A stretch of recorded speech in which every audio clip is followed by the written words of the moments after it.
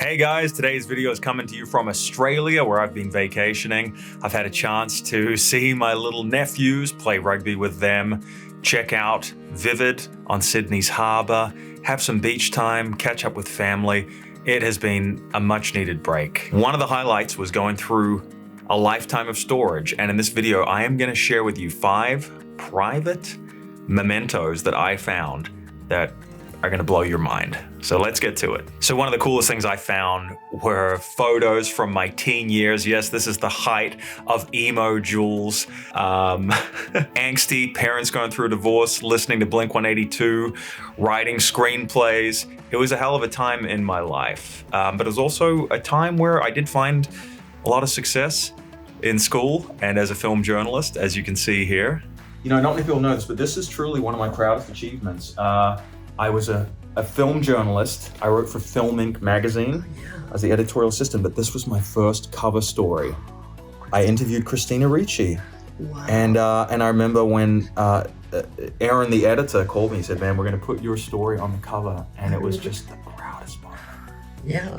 Wow. I was very proud too. Yeah. It was actually a very formative time in my life. Very hard, but it was where I started to figure out who I really was and how I wanted to do things my own way and be truly an independent spirit and a rebel. And I think I'm still doing that to this day, just like that pimply kid in the photos. The next one on the list were my books. Now, I did have a book published when I was in my early 20s called Modern Odysseus, you can see here. But long before that, when I was just 10 years old, I wrote a book called The Great Zoo Escape. I haven't seen it in 20 years. Check this out. Do you remember the first book that I ever wrote?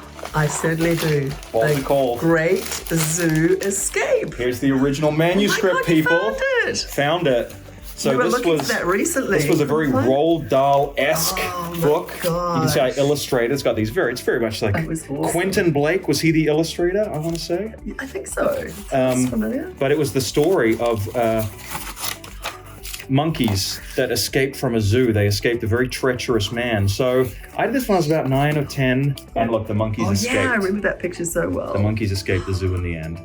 Sweet Oh, that's catharsis. so awesome. So some of you might know I made my first documentary when I was still in high school. What a magical experience. Darling, the Peter Durkee story. That documentary had an amazing journey. And I just learned that Charlize Theron saw the film and it inspired her to reach out to Peter and start working with him and create her own South African charity. So it's just amazing how you make a film and it keeps on making an impact. It's really the coolest thing ever. I was so happy to learn that. So when I was starting off as a teenager, I thought you had to shoot on 35mm film or it's not a real movie.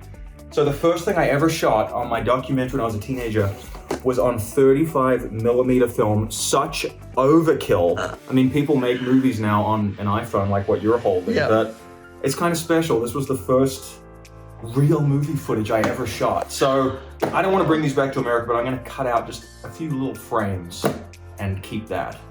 But yeah, very special memories here. I remember shooting this with Peter in Darling. I was just a kid. I had this whole camera crew and these 2 giant Panavision 35mm cameras, and I didn't know what the fuck I was doing, but I learned a valuable lesson that day. Fake it till you make it as a director. That's all you need to know. Goodness, this is a moment. Right? There we go. Very nice. Keep this forever. Yes, you should. Oh, Oh, you could put a little frame. Yeah, here, come and bring this up to the light and have a look. There you go, that's the film negative. Can you see up here? Another gem I found was the shooting script for San Andreas. This was the first movie I ever did, and even though it was just a small part, it really inspired me to keep going on my journey and pursue acting in the hope that one day I could get bigger parts, media roles, and I just did that. I just filmed my first lead role in a US film. It wouldn't have happened if I didn't get that first little break in a big movie like San Andreas. You know, originally my character was just called Stoner Dude. Here was my first line. Stoner Dude. Hey, we're in. Who's the awesomest? Okay, and now definitely the #1 gem. It's time. You can see some of the press here when the short first came out. But it's this little badge that I think is my favorite memento from the treasure box. And I'll explain why. So this was kind of like when It's Time blew up. This was the front page of the Star Observer, which is a very big LGBTQI, all the good things, publication in Australia. It was in the Herald, right? It was on the front page there. Do you remember a day in Sydney when everyone was wearing your son on a little badge? And people used to stop you in the street and go, "You're that guy." I was that guy. People had T-shirts, and I went to this rally, and it was just a trip. I mean, there were like 10,000, 15,000 people. They're all wearing this. All wearing Say I do to a binding platform, and I couldn't be more proud. That was so awesome. That was amazing, actually, the impact that had. I mean, people still talk about it. Yeah, especially in America, weirdly. I still get recognized. And incredible. What better to be recognized for? All right, guys, if you enjoyed this deep dive into my past, please like, please subscribe. I love you. I'll see you for another video real soon. Take it easy. Bye for now. Whoosh.